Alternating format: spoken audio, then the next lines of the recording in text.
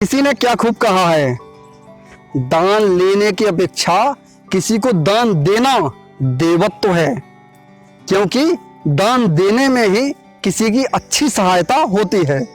नमस्कार दोस्तों, मैं हूं छतरपुर मध्य प्रदेश से गौरव पांडे। एक बार की बात है, एक शिक्षक अपने एक धनवान शिष्य को घुमाने के लिए ले जाते हैं। जब वह जाते हैं, काफी दूर निकल जाते हैं, तो देखते हैं कि रास्ते में एक जोड़ी टूटे हुए जूते रखे हैं और पास में एक खेत में एक किसान काम कर रहा है और वक्त था शाम का। किसान भी अपना काम निपटा करके घर जाने की तैयारी कर रहा था। तभी शिष्य गुरुजी से कहता है, गुरुजी क्यों ना मुझे एक मजाक किया जाए। इस किसान के जूते छिपा देते हैं, फिर देखते हैं कि कितना मजा आता है। तो गुरुजी गंभीरता के साथ शिष्य से बोलते, नहीं, हमको किसी गरीब के साथ ऐसा मजाक नहीं करना चाहिए, हम कुछ उल्टा करते हैं।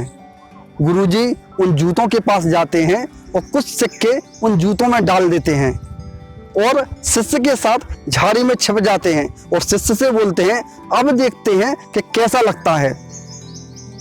कुछ समय बाद किसान अपना काम निपटा करके जूतों के पास आता है और पहनता है। और जैसे ही वह जूते को पहनता है, उसको कोई कठोर पैर में लगता है। वह पैर निकालता है जूते से और देखता है सिक्के डले हुए हैं।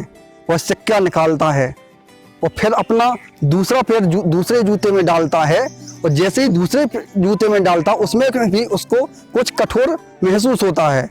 वह दूसरा जूता भी जब देखता है तो उसमें भी कुछ सिक्के थे। किसान जूते में इतने सारे सिक्के पाकर भाव विभोर हो उठता है। वह दोनों हाथ ऊपर करके ईश्वर को धन्यवाद देता है। वह कहता है, भगवान आपका लाख लाख धन्यवाद कि आपने मुझको इतनी गरीबी में मदद की कि आज इन पैसों से मेरी बीमार पत्नी का इलाज हो सकेगा और मेरे बच्चे जो घर में भूखे हैं उनको भी खाने के लिए भोजन मिलेगा।